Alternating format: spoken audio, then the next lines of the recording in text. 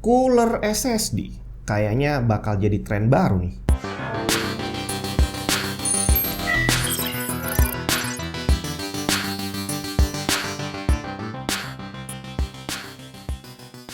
Jadi awalnya dulu semua CPU yang dijual di pasaran, mau yang high-end sekalipun, itu sudah disertai dengan cooler bawaan walaupun seadanya gitu ya. Dan waktu itu udah cukup lah untuk pemakaian normal, udah lebih dari cukup sebenarnya, makanya selalu dijual sepaket dengan coolernya. Tapi sekarang udah nggak bisa. CPU generasi terbaru, terutama untuk kelas atas gitu ya, itu pakai cooler yang kecil udah nggak cukup bre. Bahkan pakai radiator 360 mili itu juga banyak yang ngos-ngosan untuk mendinginkan CPU modern. GPU juga sama. Awalnya dulu GPU high-end sekalipun coolernya nggak terlalu gede. Bahkan kalau kita cari yang kelas menengah ke bawah, masih bisa saat itu kita cari yang pakai passive cooling. Nggak ada kipasnya, cuma heatsink doang. Tapi sekarang hal itu sudah sangat langka. Nah, akhirnya sekarang ketularan deh si SSD ini, dimana dulunya juga nggak butuh cooler bre. Jadi SSD itu dijual ya kayak hard disk SSD-nya aja gitu ya. Nggak pernah ada isu bahwa ini bakal kepanasan, nggak ada bre. Habis itu pabrikan motherboard membuat gimmick untuk ngasih heatsink buat NVMe yang saat itu memang lebih panas dibandingin SSD SATA.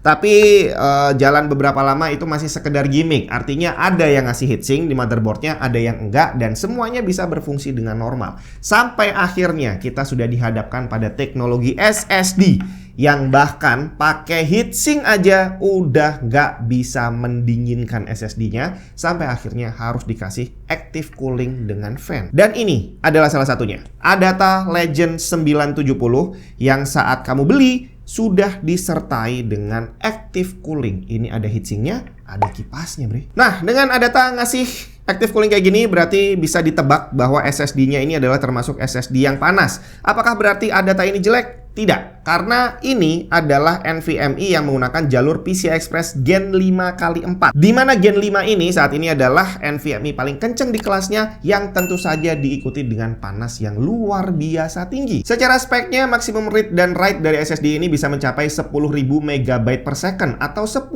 GB per second. Transfer data 100 GB cuma 10 detik, bre. Tapi tentu saja untuk bisa mencapai speed maksimum yang ada di speknya ini, sistem kamu juga harus support. Artinya motherboardnya juga harus punya slot NVMe yang udah Gen 5. Dimana untuk saat ini motherboard yang udah punya slot PCI Express Gen 5 untuk storage biasanya adalah kelas menengah ke atas yang harganya masih lumayan mahal. Nah, kemudian dengan coolingnya yang seperti ini, Adata mengklaim bahwa SSD-nya bakal sekitar 10% lebih adem dibandingin SSD lain yang hanya menggunakan passive cooling. Dan sebelum saya tes, ini memang kemungkinan besar benar sekali sebelum saya tes yang ini ya. Karena dulu saya udah pernah ngetes SSD NVMe juga yang Gen 5, dimana waktu itu di paket penjualannya nggak ada cooler, nggak ada heatsinknya, nggak ada kipasnya, jadi hanya mengandalkan heatsink bawaan dari motherboard. Dan ternyata nggak cukup sama sekali. Pakai heatsink motherboard yang cuma plat besi itu masih luar biasa panas SSD-nya. Jadi akhirnya Adata menyediakan coolernya langsung. Kamu nggak usah pusing cari cooler third party, beli SSD-nya udah siap langsung dipakai. Hari gini jangan sampai ketahuan kalau Windows kamu bajakan. Malu bre. Paling aman sih beli original aja. Di cdksales.com kamu bisa beli Windows original dan dapetin diskon tambahan dengan menggunakan kode voucher TNT saat pembelian. Pembayaran bisa dilakukan menggunakan GoPay maupun OVO. Setelah pembayaran selesai, kamu akan dapat serial number yang bisa langsung digunakan untuk mengaktifasi Windows kamu. cdksales.com juga menyediakan game dan software original lain seperti Microsoft Office. Selengkapnya cek link di bawah. Adata Legend 970 ini tersedia dalam dua kapasitas, 1 TB dan 2 TB yang sama-sama menggunakan controller Phison PS5026E26. Kalau dari controllernya, potensi performance-nya gede banget. Read-nya bisa up to 14 GB per second dengan write hampir 12 GB. Support DRAM DDR4 up to 3200 MB per second, serta beberapa fitur lainnya yang bisa dikategorikan masuk ke fitur SSD Enterprise. Dan tentu saja Adata Legend 970 ini sebagai salah satu SSD terkencang di pasaran saat ini didesain untuk bisa memaksimalkan kemampuan controller.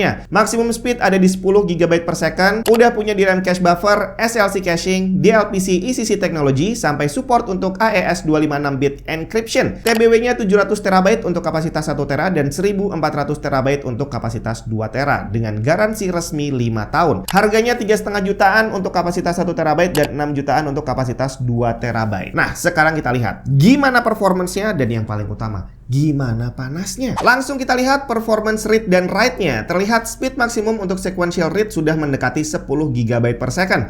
Sedangkan untuk write-nya mepet 9 GB per second. Temperaturnya untuk tes yang singkat ini maksimum tercatat 73 derajat Celcius saat melakukan write. Jadi bisa dibayangin sendiri apa jadinya SSD Gen 5 kayak gini kalau nggak pakai active cooling. Berikutnya yang cukup menarik adalah noise yang dihasilkan sama coolernya, bre. Kurang lebih suaranya akan seperti ini.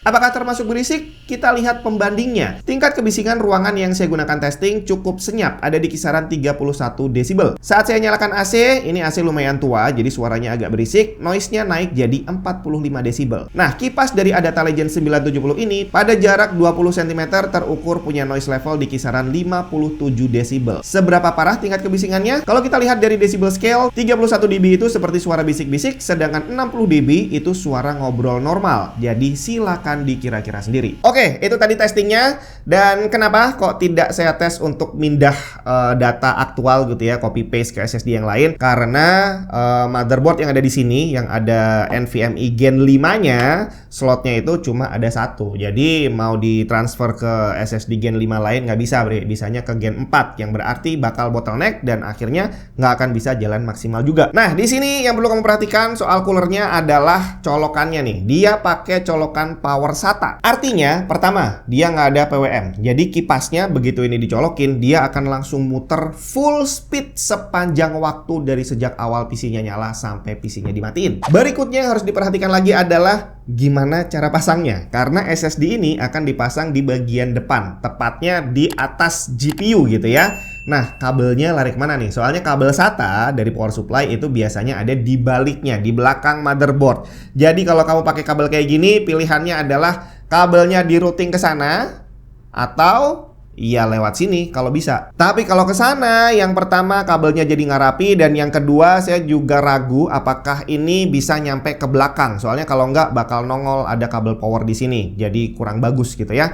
Jadi pilihan satu-satunya adalah mencari celah di bagian yang dekat sama I/O panelnya. Cari celah dikit aja untuk bisa masukin kabel ini. Terus udah deh, tinggal diselipin biar bisa ke belakang dan bisa tersembunyi dengan baik. Cuma berarti minusnya, kalau kamu mau pasang SSD-nya saat motherboard-nya sudah terpasang di casing, ya berarti harus dibongkar dulu, cari celah sedikit untuk bisa masukin kabel ini. Dan sekali lagi, untuk masalah cooling ini, kalau kamu pakai SSD NVMe yang udah Gen 5, nggak bisa ditawar. Cooling yang ada kipasnya, hukumnya wajib. Karena kalau cuma heatsink aja, panasnya bakal tinggi banget. Dan ya kalau kamu beli SSD yang nggak ada coolingnya, otomatis mau nggak mau harus cari cooling terpisah. Jadi ini adalah keuntungan kalau kamu beli Adata Legend 970. Sudah include heatsink dan fan untuk mendinginkan SSD-nya. Dan kalau kamu tertarik, langsung cek aja linknya ada di bawah.